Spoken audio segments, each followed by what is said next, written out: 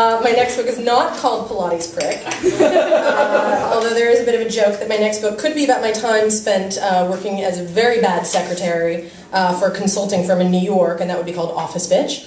And then my next book would be about my first relationship, and it would be called South American Bastard. But those aren't real titles either. So I would love to thank Tina Rowley and Nicole Hardy for joining me on the stage tonight. They're both brilliantly talented. There are so many great writers in this town, and when Brian and Rebecca and I started meeting to talk about doing this event, that was one of the things we talked about, was, you know, the idea that the road to publication is a hard one, and that it would be really wonderful to be able to include people who are on their way. And it was particularly special for me because both Nicole and Tina are working on spiritual memoirs of a sort. Yoga Bitch is a spiritual memoir of a sort. And so I wanted to invite them up to start talking about what they're doing. And of course, Nicole, you know, has to put the funny in first. But I can say this, having read sections of both of their work, they both have this unbelievably winning combination of hilarity and sincerity. And I'm really excited to read both of your books, so thank you.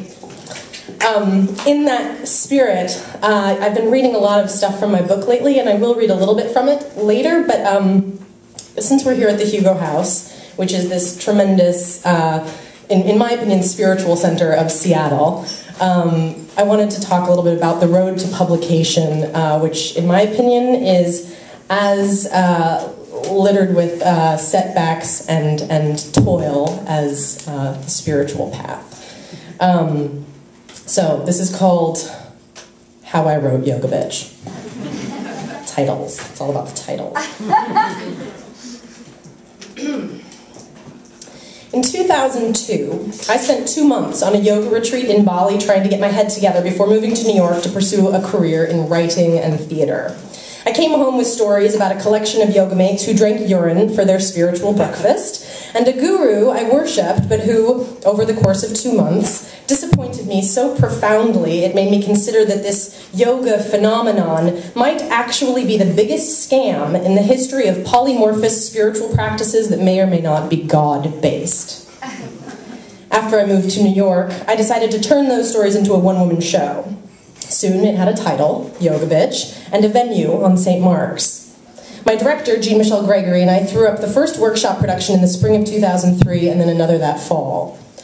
But not long after that second workshop in New York, I decided that to really tell the full story, I needed a larger canvas. Yoga Bitch needed to be a book. I would write it, I decided, as a novel. When I started writing Yoga Bitch, the novel, I was as certain as any young writer that I was going to see it published. I was convinced not only by my ego, which tells me all sorts of things, but also by every single person I spoke with about Yoga Bitch. Fantastic, they said, what a great hook. Yoga and bitch. No one's written a book with the word bitch in the title yet, except for that book, Bitch. And yoga. Yoga is huge.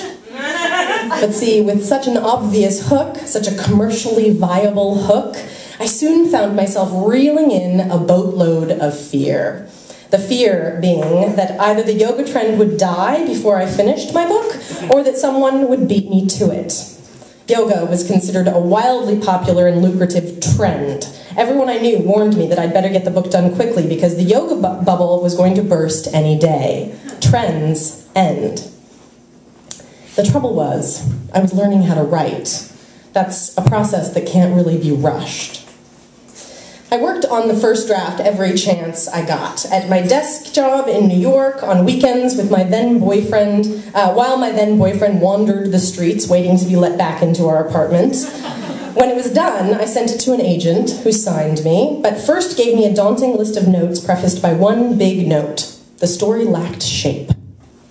Now, this was my first serious attempt at a book. Sure, I'd written the impressionistic, existentialist, experimental Hermann Hesse meets Jack Kerouac stories while traveling around Europe at 19, just like we all did. But this was different. This time, I wanted my story to make sense. Now, I'd always known I wanted to be a writer, but I also knew that as a writer, I would never be able to afford to pay back the debt from an MFA program, so I was teaching myself to write the old-fashioned way. I wrote and I read, which is to say that I was in the slow lane, literarily speaking. So when my agent told me the book lacked shape, I thought, what is she talking about? It's got shape. It's in chapters. Not long after that, my relationship ended and I moved back to Seattle and fell in love with the man who is now my husband. My life was full of distractions, suddenly. I was grieving one relationship while beginning another. I missed New York, and yet Seattle was starting to feel like home again. So I sent myself to Washington, D.C. to live with my sister and write. And finally, after months of reworking it, my book had shape, but no conflict. It seems that all the conflict in my personal life had made me subconsciously want all of the characters in my book to hold hands and sing Kumbaya. The new title could have been Yoga for Nice People Who Have No Problems. My agent told me as much, and I prepared for another draft. By now, it must have been 2006. It was that spring that it began, just as I embarked on what would be the third and final draft of the novel. One afternoon, while drinking coffee and talking on the phone with my friend Tiffany, she said the words I would hear over and over again in the coming years. Suzanne, she said, I'm reading the most amazing book, and I think you would love it. It's just like Yoga Bitch. It's called It's called Eat, Pray, Love. Have you heard of it? I won't lie. I wanted to die. My book wasn't even finished yet, and there was already a story out there that was just like mine. All of those people who had warned me to get my book done quickly were right. Someone had beaten me to the yogic punch. A few days later, my friend Francesca told me about it. Her sister had sent her the book, after a text message that read, "You have to read this, OMG, it's amazing."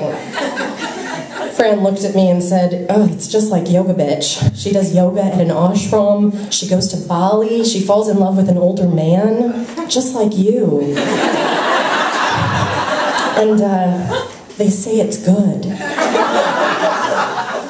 Soon I began to feel like the victim of a stalker. Have you heard of Eat, Drink, Travel? They asked. It's just like your book. Have you heard of Eat, Pray, Man, Woman? It's so funny and true. Eat, Cat, Dog, Love. They say it's outselling the Bible. Oh, I loathed this book. I wanted to kill this book. This book was ruining my life. But still, I managed to keep my head down and get my work done. I was a writer, after all, that's what writers do. I finished the novel just after performing Yoga Bitch in London, where I met another woman writing yoga books, Lucy Edge. For, you see, yoga stories were proliferating at this point, almost as fast as books like Chess Bitch and Skinny Bitch in the Kitsch. Lucy Edge came to see my show, and she was so generous in her praise, so friendly, that I thought, oh, this is the way writers should be, open to competitors. We're all in this together, right? There's room in the world for all of our books, and you know, the universe is larger than the inside of my skull. I should practice abundance. Think positive. Think yogically. So naturally, I started looking for negative reviews of Eat, Pray, Love. No matter how good a piece of writing might be, you can always find a bad review. It's the universe's way of saying, I love you, to bitter, self-pitying artists. And lo, out of the 800 trillion reviews, there were at least 2 that provided the kind of schadenfreude I was looking for. These said the book was self-indulgent, that it was about a woman of privilege who wasn't even aware of her privilege. They said it was too emotional. For the briefest of moments, I felt better. But then, just as quickly, I was struck with terror. Maybe our books really were too similar. Self-indulgent? White girls who use exotic travel to escape their problems? Overly emotional? My God, I thought Elizabeth Gilbert and I are actually the same person. And this other version of me has already published our book.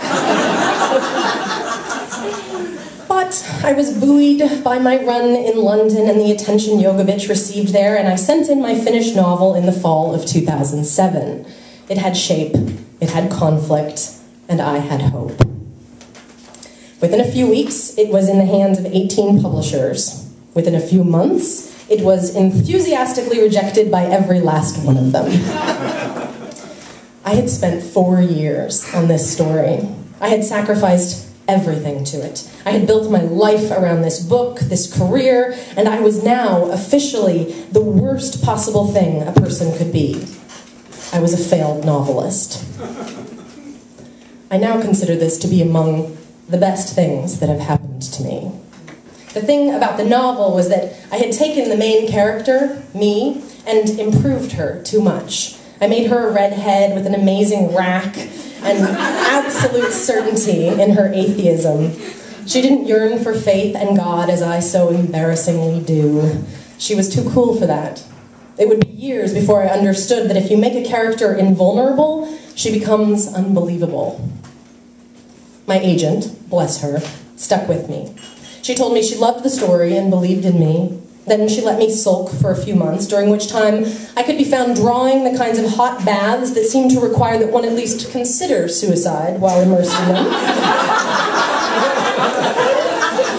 After those few months were up, however, she gently told me that many of the publishers who rejected Yoga Bitch said they would be interested if I would rewrite it as a memoir.